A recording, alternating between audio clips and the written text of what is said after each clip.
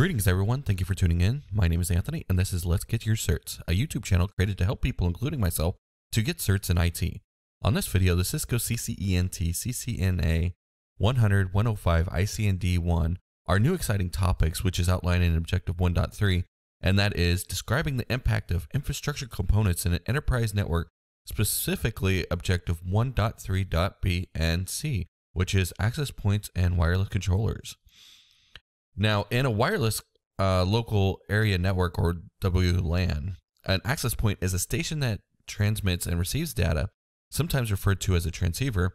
An access point connects users to other users within a network and also can serve as a point of interconnection between the wireless LAN and the wired network. Now, here are three examples that you'll find on the CISCO website. That is a Catalyst access point, AeroNet access point, and small business access points. They also sell Meraki as well. I just couldn't find a good picture that I didn't have to modify heavily to work on the slide. So the 802.11 standard provides several distinct radio frequency ranges for use in Wi-Fi communications. The 900 MHz, 2.4 GHz, 3.6 GHz, 4.9 GHz, and 5 GHz, 5.9 GHz, and the 60 GHz bands. Whew. But today we're only going to really focus on 2.4 GHz and the 5 GHz network range. And the lower the range, the further down, or the further the traffic can flow. However, that comes with a cost. The cost is the amount of bandwidth that is available to you. So again, like I said, we're going to focus on the two popular ranges, the 2.4 GHz and the 5 GHz. Of the two channels, 2.4 GHz has a bunch of interference on the channel range. You'll find a lot of like drones or wireless phones and other devices that use the 2.4 gigahertz network, as well as our wireless devices. And now most companies are starting to move to the 5 gigahertz range, which has better speeds but smaller range. So wireless ranges such as the 2.4 gigahertz only have a set amount of channels on the range, and there's an overlap of channels. And if there is an overlap in channels, there can be interference on the network, as well as packets colliding, wireless interference, and just generally some bad stuff. So let me show you how many channels first are in the 2.4 gigahertz range as outlined by the FCC. So, and these are just high levels about the channels. And if you look here, channel 1 has this range over here and then over here. Well, essentially what happens is with wireless, you get a bleed over effect that goes from the channel that you select over about 2 channels to each side of it. So 2 channels below and 2 channels above it. So if you select the 6 gigahertz network, you get the interference this way and this way. So if you plan it strategically, you could end up having 3 usable networks. And I'm going to go back here. So the 3 usable networks would be, or 3 usable channels would be channel 1, channel 6, and channel 11. So if you choose those channels, then the bleed over effect won't affect any other networks. But as I started clicking over here, if you select channel 3,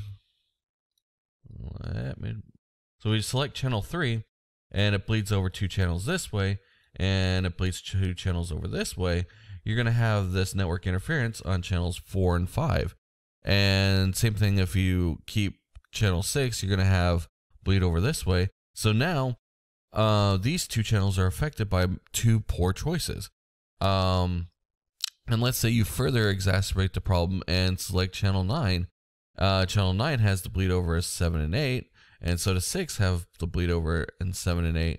And guess what? With this interference right here, now if you have your access point set up this way, all 3 of them are going to have issues. So as Cisco professionals, it is on us to make sure that we have these things set up right. So we can optimize the network, and let me give you kind of an example of something that it will look at a high level if you do it right. So if you put out your access points in your network, you'll see, for an example, you'll have one here, one here, one here. And if we select channel 1 on this device, channel 11 on this device, and channel 6 on this device, when it bleed over here, let's see if I can get the marking, you'll see that there is no duplication of the channels and everything will be okay. So what happens if you have 4 wireless access points? How do you set that up? Well, you have to plan it out accordingly to where the new access point, let's say we throw an access point on channel 11 into the mix, it will be over here where it will hit a channel 1 access point, a channel 6 access, but have enough distance to not be able to see the other channel 11 device. And once you get into the wireless world, and it's a very exciting world, I remember having to plan out businesses wireless infrastructure, and you have to go around with the device and you have to walk this way, find out where the signal strength is the weakest, and then we're going to put an access point here. Well, when we put an access point here, what ranges are used? Do we have 1 over here and 6 over here so we can put 11 here? Is that something that we can do? Or the other thing that you always have to worry about is, let's say you're my horrible building right here.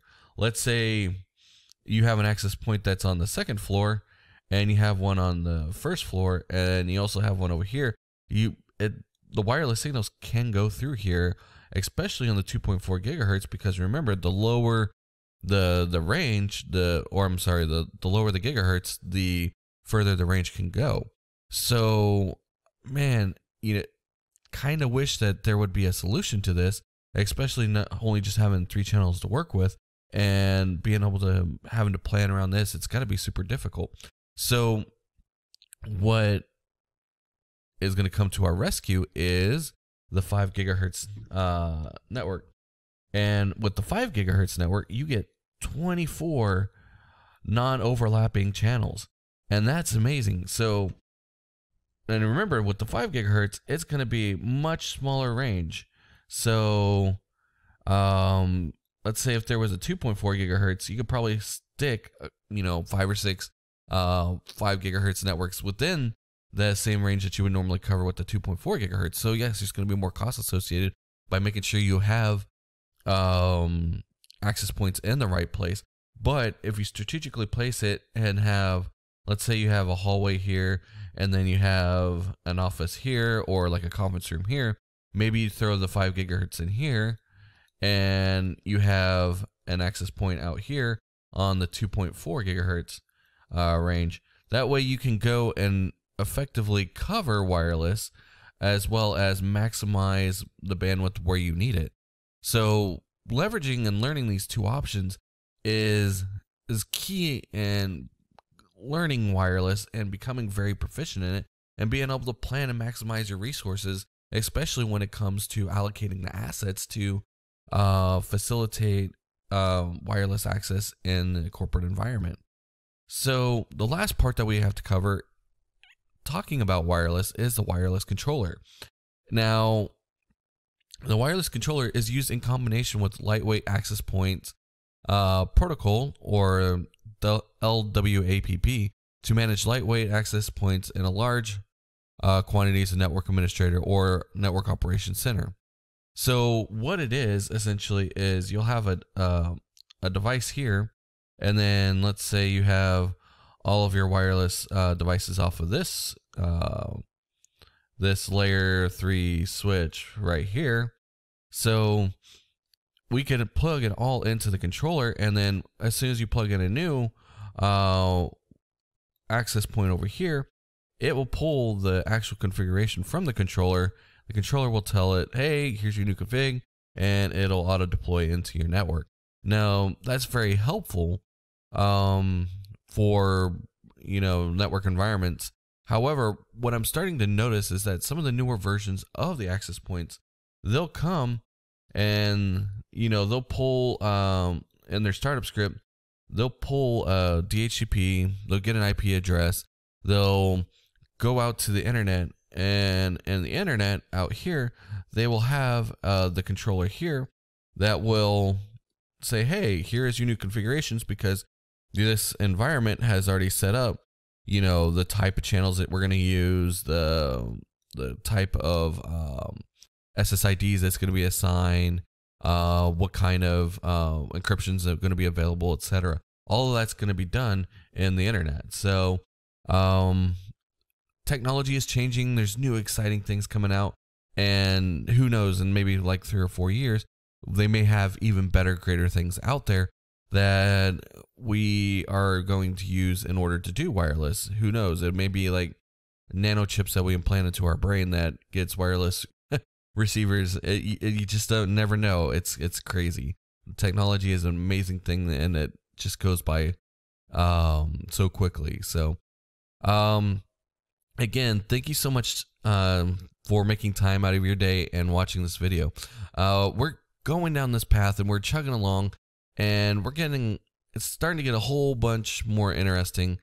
And the further we get to go down this thing, we're going to start setting up an environment, doing some actual Cisco commands, learning what the protocols are, and just stick with it. It's going to get so much more interesting. It's not going to be death by PowerPoint. I'll actually throw up some emulators and we'll get to configure some switches and some routers and all this fun stuff. But if you found this information on the video to be of help, please like the video and leave me a comment below. If you didn't like the video, just downvote the crap out of it and hurt my feelings, make me cry in the corner. You know, I see how it is. No, I'm kidding. But definitely give me your feedback. I definitely want to know when I'm doing good. I want to know when I'm doing bad. But what would help the most is if you subscribe to the video, hit the notification bell at the bottom, and just tune in every time I release a video. That way you get the updates when I release the videos, and we can move along and get this cert hopefully done before the end of the year. So thank you again, guys, from the bottom of my heart. Thank you for watching, and until next time, you guys have a wonderful day.